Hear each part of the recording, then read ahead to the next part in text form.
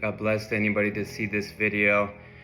I have a word of encouragement for somebody that feels like they're in a dry place, that they've been sent, even maybe directed by God to this dry place. And I just want to encourage you that even the great prophet Elijah in his time was directed by God to go to a place of hiddenness, of cutoff, of separation. And it was a dry place. It looked like a dry place. But I'm in 1 Kings 17. I'm going to start in verse 2, and I will read and give details as I go through. Then the word of the Lord came to Elijah, "Leave here, turn eastward, and hide in the Kerith ravine east of the Jordan. You will drink from the brook, and I have directed the ravens to supply you with food there." All right, so first off, God had directed him to leave because there was going to be no rain, so it was going to be a famine where he was at. So he directed, so God told him what to do, and Elijah, knowing what the Lord had spoken, obeyed him. Even though he was going to a place called cut off. Kerith means cut off, so separated, away from this. And he was going to have divine provision in him, so he had to trust God's word. He had to trust what he heard from the Lord, that he was going to supply in this dry place. The Lord was promising to supply water from a rock, and then ravens, which were unclean, to supply his food. So it took a lot of trust and a lot of obedience for Elijah to do what the Lord had commanded him to do. So if you feel the Lord has directed you to this dry place, trust him. He sent you there for a reason. So he did what the Lord had told him to do. He went to the Kerith ravine east of the Jordan and stayed there. The ravens brought him bread and meat in the morning and bread and meat in the evening. He drank from the brook. He had consistent provision from unexpected sources. So sometime after that, the brook dried up. So his provision is now missing. It's gone. It's dried up, because there had been no rain in the land. Then the word of the Lord came to him, "Go at once to Zarephath in the region of Sidon and stay there. I have directed a widow there to supply you with food."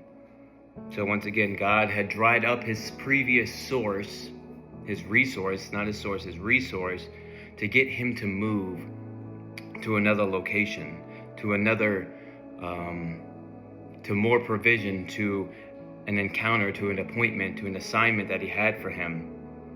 God was showing him that his source wasn't the water, his source wasn't the ravens, his source was God. The brook wasn't the source. It made him move once it dried up. So once God has directed you, and maybe that thing has dried up in your life, maybe he's directing you to move now to the next thing, to the next provision, to the next assignment. Resources change, but the source never changes.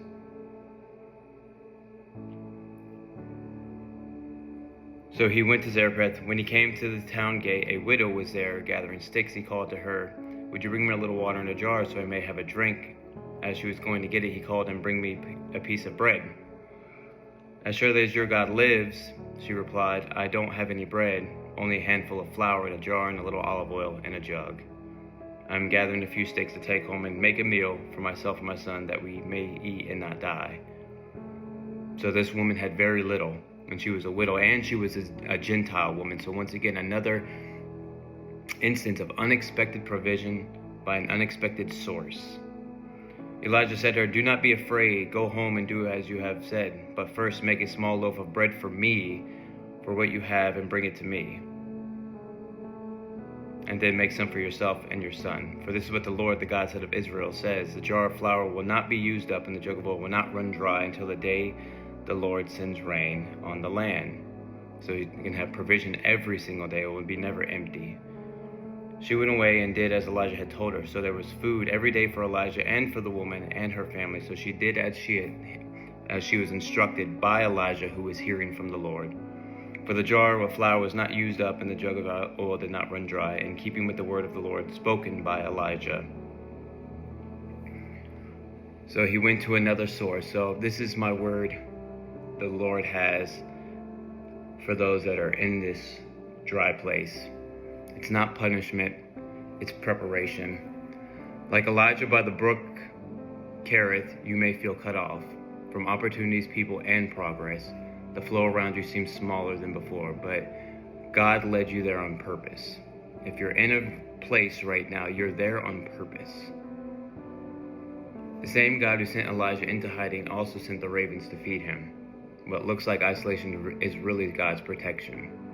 What feels like lack is a training ground for trust and knowing who the source is. God is teaching you to live from his word, not from what you can see. He's showing that even when the brook dries up, his voice still flows. When the water stops, it doesn't mean God has left. It means he's shifting your supply.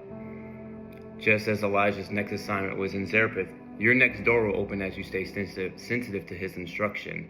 So just like how the brook dried up, he told him what to do again, and he was sensitive to the Lord's voice, and he moved and obeyed on command. You may be in a place where the brook is low, but the word is near. Keep listening, keep trusting, keep obeying the last thing he told you. Because after the brook comes the widow. After the lack comes the overflow, and after death comes resurrection. You are not forgotten, you are being refined, sustained, and prepared for what's next. The same God who provided at Kerith and multiplied the oil at Zarephath will sustain you until the rain falls again. Our God is the same God yesterday, today, and forever. He doesn't change. He can do miracles then, he can do miracles now. He's with you, he's providing for you, he's teaching you the real source is him, and not in the things of this world, and not your job, and not people, and not your connections, and not your following. But he's teaching you the real source is him. So if you find yourself in this dry place, you're there for a reason. You're there for a reason. He's led you there. Keep trusting him, keep obeying him, keep listening to his voice. Wait for that next instruction and move. When your brook dries up, there's another assignment. Hope this encourages you guys. Y'all have a blessed day.